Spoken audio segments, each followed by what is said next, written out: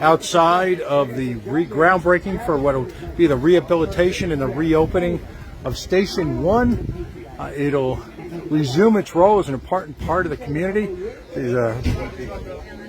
Part of it will be expanded to be able to put a full ladder truck on, which will be obviously a benefit for nearby industrial areas as well. Have to ask a question about Morley Field. Yep. There was enough of a concentration of something called polycyclic aromatic hydrocarbons that were sufficient enough for the DEM to mention that this field should effectively be capped, which all of these are tied into things like lung, colorectal, pancreatic, and prostate cancer. Capping it obviously is a major expense, and the question remains as to whether or not that'll be borne by the city or by the acquirer. We drove by there last night, and we have video that I think we've shared with the community. We were stunned to find out that there is easy access to this space. There's one sign up far to the left which talks in government speak about an investigation, and there's absolutely no signs or no notion that this is actually, by DEM's definition, a hazardous waste site. That's not good. We actually distracted 2 people from going out onto the field when we explained what the potential hazard is. The DEM is saying they don't want dermal contact, which is government speak with they don't want anyone's skin touching this lawn. And it's in the groundwater. Shouldn't the city be shutting this property down and securing it? Yeah, so this came out as we're looking at doing the selling of Morley over to the microfibers project. Right. This was all identified through the process, right? Mm-hmm. Again, as far as signage, I'm not sure what the sign requirement is, but between the DPW and the planning department, all of us are aware that, to the best of my knowledge, the appropriate knowledge and signage is up there. It's safe and secure. You're raising these issues. I think it's all by standard, and I appreciate you raising them. We'll have to go out there and take a look at that if it should be any more. I think you'll be stunned because, quite frankly, all that protects young people from children from going out onto that field is a fence that's been knocked down. It's padlocked, but it's about 2 feet high. Climbing over that even I could do, all right, is a 4 or 5 foot walk wide open onto toxic soil.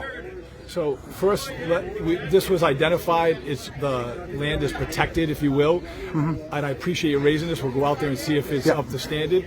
But as soon as we were aware of it, the property was closed down, and it came out during this. And we're doing everything to the best of our ability, and I believe by everything by the rules. But I appreciate you raising that, and we'll go out and double check that. Were there tests done on this site in the past? This is a long time town facility, youth soccer leagues, baseball. I mean, it's a shame because it's a beautiful green spot right in the heart of an industrial area. But has there been testing in the past? So I don't know. We're putting that together. This came out as part of the acquisition and the sale, and so I used to coach down there. Right. I coached the kids years ago down there. I was born and raised in the Woodlawn. So the best of my knowledge, everybody's been safe. Once this was erased, we've done the lockdown, the protection, the notices. So I don't know. I know you reached out and thank you. We're getting those answers. We'll have the timeline put together because people need to understand it, right? Right. To the best of our knowledge, nobody was exposed improperly and identified, but we want to protect everybody and make sure everybody's safe. So, do you think is there potential that this will be a barrier to going forward with the sale?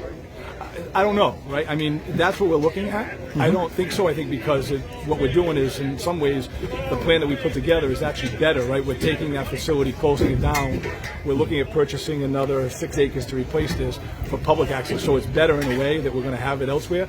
And now we got to go through that process to understand who was exposed, what were our obligations, did we know? And I don't believe we did because we would never, ever, from a public safety standpoint, ever do that. Right. Are you, one other question, and then this is probably a follow-up. There is a restaurant just 100 or so yards away, 10 Rocks. Yep. DEM cites this is in the groundwater. Is this got the potential to affect the operation and the safety of that private restaurant? That's what we're looking at. I don't know, Pat. That's what DM's responsibility. This is under them. We've done everything by code and by notice. I hope it does not. I don't think it does. I think DM would have already notified everybody if it did, and that's what we're trying to make sure we understand as part of this. But I think everybody's safe. You bring up an honest question about were people exposed, and that's the stuff we have to look at. But it was safe and secure to the best of our ability at the time we were notified. Last question. I know part of the underlying project for Morley Field is that this goes back years ago when, interestingly enough, the Forest Service was actually a contributor to the acquisition of the property, and I guess part of that agreement, and there's always a hangover, right? When you take big government money, there's always something in the deal, and there, by definition, you have to replace this. This 6 acres that you're talking about, are you able to tell us where that is yet? We're almost there, and we're working with some property owners. Okay. So based on the federal laws, and because there were federal dollars, and years ago, as I've learned this, I don't know it all. I remember from being in an open space, playing ball as a kid and coaching there. Right. But I guess there were sewage plants there, and it was brought up to standard years ago, or to those standards. Having said that, as part of having the federal dollars and the obligation, we have to replace acre for acre, and it's about don't hold me to it, but maybe 5.8 acres, so about 6. So we have to replace that in the transition. And if you look at the purchase and sale agreement that the council passed a year or so ago, right, the developer has put money up front. Now, it might cost a little more, so the mitigation may be on them. If it comes on us, we might have to renegotiate some of the dollars, and we'll talk about those because we want to protect the residents. But we do know we have to replace the existing amount, no less than. Fair enough. Thank you, Mayor. Thanks. Congratulations, by the way. Thank you. Good to see you. Thank you. Oh, yeah, no.